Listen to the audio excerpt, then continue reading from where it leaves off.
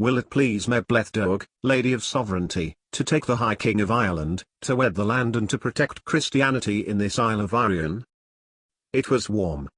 Osrith stood by two fidgety boys around the Stone of Destiny as the four kings proposing to be High Kings stood equidistant. Around them, the Uineal royal family made a circle, those of the northern and southern, of Flan's my kingdom, their families behind each king, silent. Other royal families were also there, in support of Flan, those who owed their Olgans, the Aigle, whose lands they had stopped into buried find Laith, and the Uisansilla, of Leinster. As dawn broke that morning, Osrith crept back into the warrior's tent to find her dress, happening on Finolai, who was doing his own creeping in. "Come on," the black-haired youth encouraged, shaking out her dress so that the embellishment twinkled and, as he carefully bound her up in it, explained the process of choosing a high king, that it was unlikely the other kings would succeed in gaining the position, given the power Flan Sinna held. "All those princes and princesses he keeps safe at Temrian," Finolai went on, "to educate and take care of, their lives at risk should any of their kin turn on Sinna. And I am not altogether sure that Domnall was right when he said he and Constantine were not hostages too," Osrith thought, as she thanked Finolai for dressing her, before hurrying up to the tents belonging to the servants of the royal family. She should have been sleeping there that night, Osrith thought, with the other servants, being obedient, not nestled in sheltered rocks holding Constantine's hand. And there would be little time to rest today, as she cared for Grubbeeknees and his little cousin. "You're awake, Ronade," one of Muir's servants said, when she saw Osrith standing in the tents, having slipped in with another two girls. And she gave Osrith some bread before directing her to the boys, who were lively and energetic as she took them in procession with all at Temrian to St. Comsill's Church for a service of prayer for the new High King, whoever he may be. Now, once the abbot at Kells had finished his service at Leofale, the huge Destiny Stone where they were now, the council of nobles from all of the royal families were to go off to the meeting hall next to the church and deliberate. Osrith understood what Finolai had meant now. Here the most powerful man in the whole of Arion was going to begin his high kingship, as defender of God the Almighty, and by marrying the land, as in pre-Christian times, the Aryan pagan gods and traditions undistillable in this land. And, while Domnall's favourite warrior was cynical and he ribbed Tadg about it when he was bored, it somehow seemed appropriate. They weren't separate like the pagan gods, either the British, or Pictish, nor Gaelish, or Strathclyde, whose old gods had died quickly under Christianity. Jaitha, her mother, had been of Rhst, and had been taken to marry her father to secure lands in Cumbraland. But, even now the Danes had taken it, and installed their own king, according to the monk's letters back at Doia. Perhaps that land was the most similar to Arion in its retention of the old gods in Christianity anew. Elfric had married Osrith's mother to secure same lands, and to continue to secure it, he would probably wish to marry a woman of King Guthfrith's kin, perhaps a sister. In Englarland, Strathclyde and Pitland too, the old gods were nothing but shadow, yet here in Arion, they were living, as real as the sun and earth and water, and speaking of them appeared to be the king and the priests merely communing with the land over which they ruled. The High King would indeed marry the land, for the land and the people's Christian faith were one. And, Osrith thought, he would do as Finolai suggested, use that oneness of being of Arion to mobilize themselves against the Norse, and that included the ritual of kingship, done correctly so all could see that he who would be chosen was chosen correctly. The service was coming to a conclusion. All four kings offering themselves over the others stood next to the stone and placed their hands upon it. Osrith looked round. Would Don Chardo oppose his father, as Tadg suggested? She looked over at the tall, chestnut-haired prince, son of Flan. He remained stolidly behind his father and made no gesture to place his hands on the stone and declare his intention to be king of all Arion. But someone did.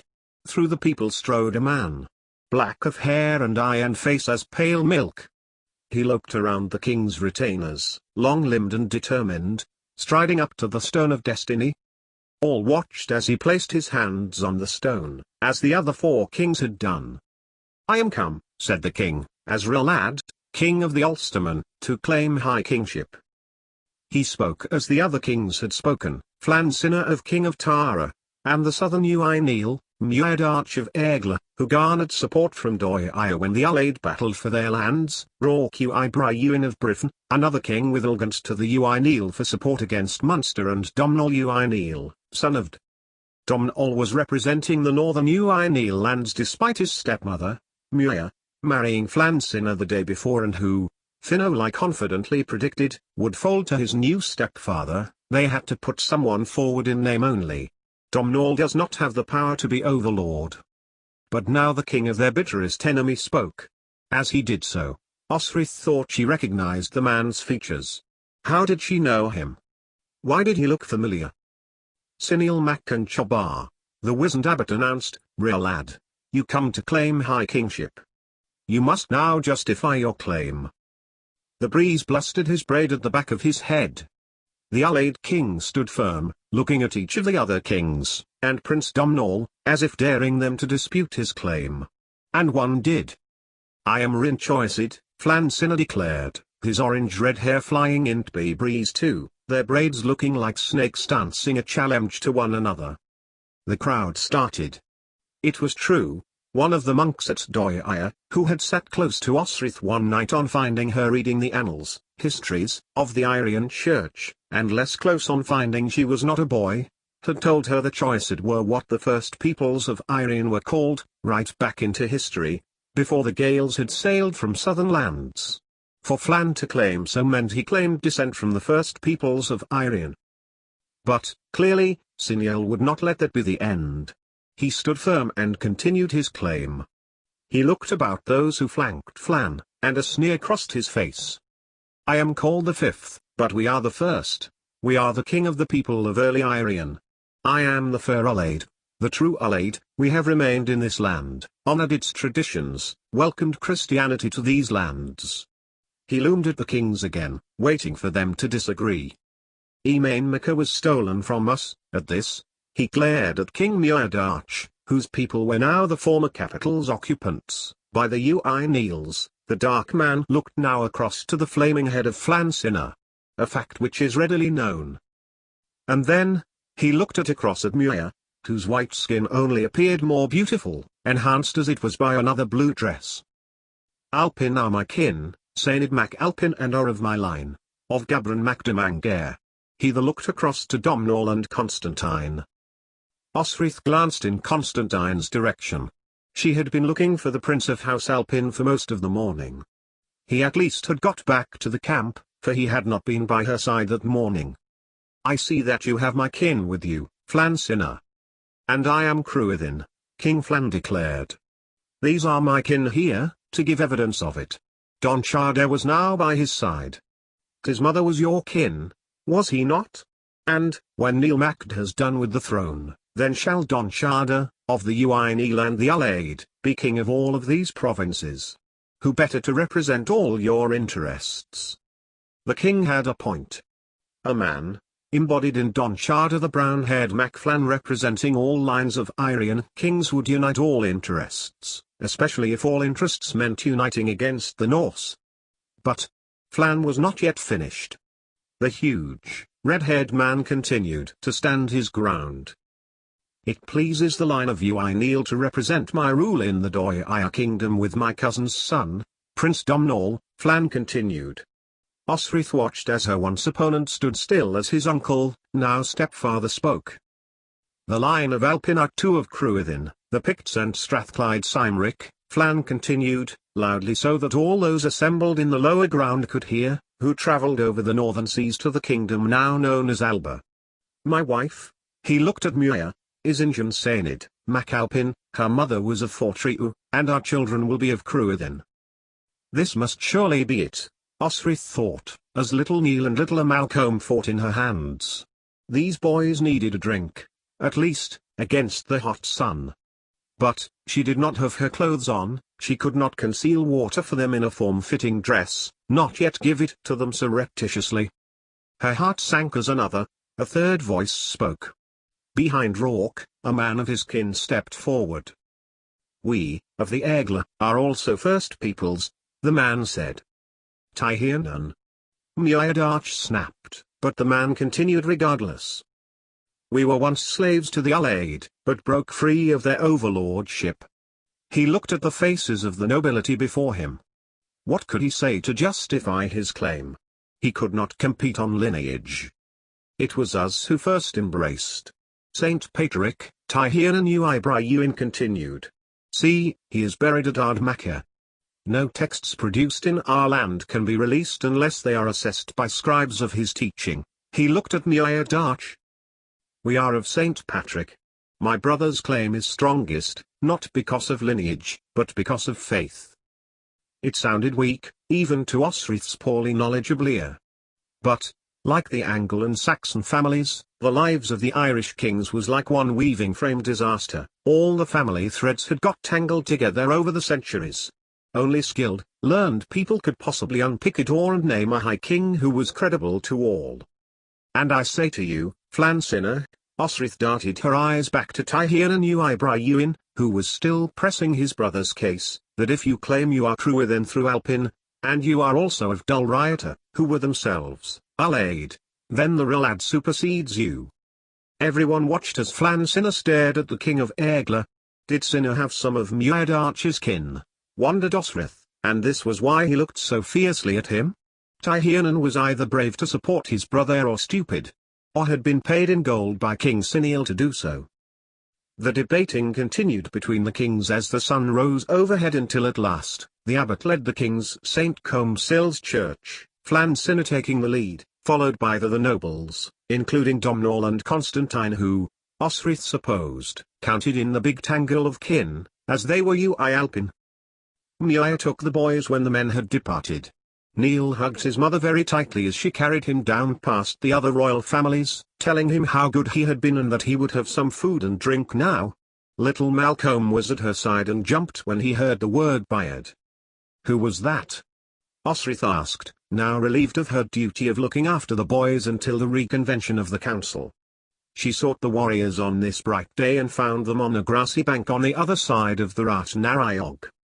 Sitting on the grass next to Fergus, as the young man tucked into meat which was being passed around, she smiled at them. But none were smiling back. King Siniel? Osrith prompted. Of the Allied. I didn't understand all he said. Did you know his sons were with him? Finoli finally spoke up. Oh? The ones you met in the beach at Loch Foyle? Finoli looked at her pertinently, mid-bite. You were attracting some stares up there, so you were, Osrith, in your pretty dress and all, but I don't think you want them remembering you took one of their fingers. Why do the Allied hate the Ui Neils so much? Osrith asked, taking a flask of ale and a joint of meat. She knew the answer, Cobstabtine had told her. But she wanted to change the subject.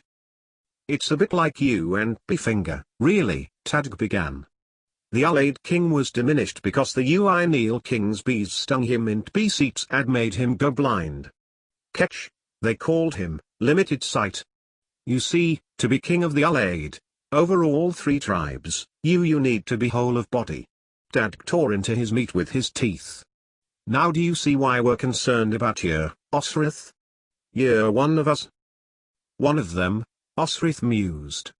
Yet, she could barely bask in their declaration of her as their equal. The two Allied princes had been young but revenge-driven. Their king from years ago lost an eye, the one who stole Fedasword lost a finger. And then, she realized that she recognized him. His looks favored theirs. Osrith lowered her meat, feeling her face become chilly despite the day's warmth.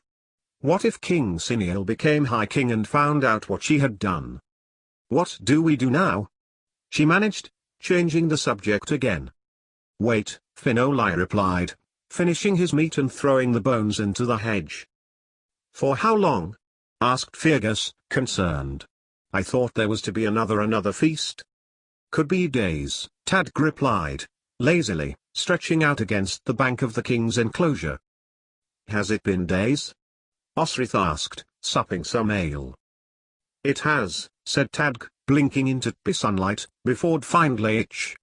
The decision over his father, Flan's grandfather, took nigh on a week. A week? Groaned Fergus, his dark red hair catching the light and turning to Tadg. but I cannot see it being more than the rest of the day. Apart from Cineal he has little competition. He is too powerful. As the day wore on, Domhnall's warriors ate and drank and told stories as everyone waited for the judgment. Once or twice warriors from other houses came over to greet them. Tadg knew many, Fergus a few. On one occasion spoke to Osrith herself, who made it clear she did not want his company, sending the young men scurrying away, crestfallen. It was the evening when the lords assembled back around the Stone of Destiny. All possibilities had been discussed and a decision had been made. Osrith searched the faces, looking for Domhnall and Constantine amongst the 20 nobles who had deliberated and decided. All has been considered, the abbot of Kells proclaimed. The lords have spoken.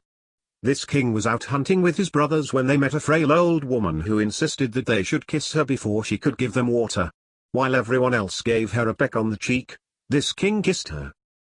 It couldn't be Domhnall then, Osrith reasoned, her eyes fixing on the door to the church. Though his father, Ard, had been the last king, Domhnall would more likely kill a woman not kiss one. Plus, his brother was little Neil, horse-wise in the future, perhaps, but not now.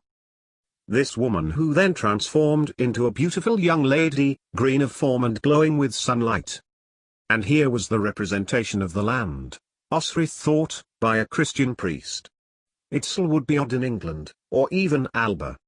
But here, you could just about manage. From the church priests led out Flan Sinner. Behind him, the 3 other kings and Domhnall Macfindlaith. But Osrith peered behind Domhnall in the dusk light. Domhnall had looked across to someone, and that someone was Don Chada Donfalt, Flan's son. Was this a plan by the prince, as Finoli predicted? For he was coming back with the rest of the proponents. Was he supporting Domhnall? For Osrith was sure it was the prince's voice she had heard in the garden at Ardmacca. Was he supporting someone other than his father? Was he proposing himself? And it has been decided that Flan Sinner shall wed the land, and elevated to High King of all Ireland. The abbot took Flan's hand while the other kings encircled him. Flan necked on all fours, a difficult thing for he was so big, and placed his hands on the red sandstone block which formed the foundation of high, pointed stone that was Leofale. All of the lords knelt to him, touching the rock, a little crumbling into their hands. As if all Ireland included the kingdoms of Connacht and Munster. Finoli's words sprang to Osrith's ear memory. She tried hard to stifle a laugh. When Flan was back on his feet, high kingship his, he walked around the other kings who had bid, offering his hand to kiss his loyalty. When it came to King Cineal, however, Rilad got to his feet, stalking away. Osrith felt a wave of relief come over her. With the king if the Ullaid gone, with him, if they were there at all, would go his sons. Which was a pity, Osrith thought, as she hoped she might be able to reclaim Feda sword. Now, Flan Sinner was back to the central block of stone. He made a speech about uniting the Irish against the Norse, who wanted their lands and didn't care whether a person was Briffin, nor Egla, Ui Neil or Ullaid, all the Norse cared for were land and silver. I hereby honour Domhnall Mac Constantine, of the line Alpin, Flan went on, his voice booming over the banqueting hall, our ally, our comrade, who forges new territory in Alba for the Gaels. He took Domhnall by the shoulder and drew him to the centre of the stone, showing him bodily to the nobles, to the retainers, to the servants and slaves of each of the kingdoms. We are of one kin, our territory expands and we have contained the Norse, who ravage our shores. Osrith glanced at Muir. She seemed very pleased, and was hugging Neil and Malcolm to her legs. His crown and his land has been stolen. But, there is resistance in the Isles. To show our love of our kin, this stone will be cleaved, and it will be used to crown him when the battle in Alba has been won. Behind him, a mighty axe fell. The man holding it was as big as the king, and he struck the red sandstone block with such a force that it cleaved into two. This stone, born of the Leofale, will be taken and cared for at Iona, so that one day, Domhnall and his descendants will mirror our high kingship in Alba. Domhnall knelt by the rock, which had been cut for him, and Flan knelt by him, mimicking his own ceremony. And now, Flan declared, his arms wide, his smile also. We are to feast, we are to play, we are to sing and make merry. Your High King says it will be so. From the near silent crowd of people around the king, an eruption of cheers and shouts of approval overwhelmed the hill of Timrak. As servants began to be ordered about, royalty congregated, families mingled. The feast, which had been prepared at the time the deliberation over who to elect as High King, was set out on long tables around the king's hill. No person was higher or lower than one another tonight, and the food was eaten and shared under a blue blanket of pinpricks of stars. After eating with the warriors, Osrith reported back to Muir who, while dismissing her to go to enjoy herself, told her she must not change from her dress into her own clothes, as she had done the previous night. This brought on a smirk from Mary, who was nudged by Gormalath, and which earned her a scowl from Muir. Games and singing were being held, and the warriors, with Osrith, ambled about, looking at the entertainments, the storytelling, the jestibug, the games of Fidchel began to be unfolded, and younger nobles pitted their gaming skill against their elders. You may know it as Aelie Evangelii, Finoli said, as he nodded in the direction of the check-iron game board on which a central collection of white stones battled a more disparately of red ones. Osrith shook her head, and was surprised when it was Fergus who explained that the pace and playing centre had to take his swirly counters to the corners, and red had to stop him. Lug invented it, Tadg put in. It is taken seriously, to helps battlefield decisions. Osrith left Finoli and Tadg gently ribbing one another. There was no heat to it. The length of the day standing still and silent had made them feel lazy and languid. Fergus was making his way through another ale, as the warriors sat to listen to the singers tell tales of the heroes past. Fian Mac come hail making Lochner and Man, Oy Ison and Neve, Cuchulain and Dagda. She left them to look at the other entertainments, jugglers and jesters and people who had set up during the afternoon, selling trinkets and beads, wooden objects and those made of iron and bronze, imported, Osrith knew, from England, Cornwall, as the smells of cooking and wood fires permeated the air. And medicines. The woman, near back of the crowd, with two chitron suddenly caught her eye as a man retreated from her, pocketing something he had presumably bought. The woman noticed Osrith, who was striding over to her determinedly, and began to pull together herbs and roots she had discreetly pulled together on an upturned basket. It was Beatha. Osrith rushed after the retreating woman, whose children were running on in front. Could it be true? Was she here? Had the heathen woman travelled to Tara, and was she travelling over the water? She gained on the woman over the dunes, gaining on Beatha, her dress pushing at her chest, making her pant. Lower and lower, she ran as the woman made her way down to the shoreline, sand shooting up behind her as she went, throwing up onto her DRRSS and into her hair. 6 feet away from the heathen woman, and Osrith saw that it was not Beatha, the woman who told her to meet in 2 moons' time to travel. Panting, Osrith pulled to a halt as the woman, having dropped her basket, pulled out a short blade and held it in front of her, as her 2 young children shivered behind her. Osrith stopped. She could easily have overpowered the woman, but she needn't. She wasn't pursuing her to hand her over, nor to rob her. She took a step back and the woman lowered her blade. I thought you were someone else, another ... healer, Osrith said, and, seeing the woman's spilt produce, knelt to collect it up off the dry sand. The woman strode over to Osrith, grabbing up her goods, then offering the basket to her with a shove, scowling her displeasure.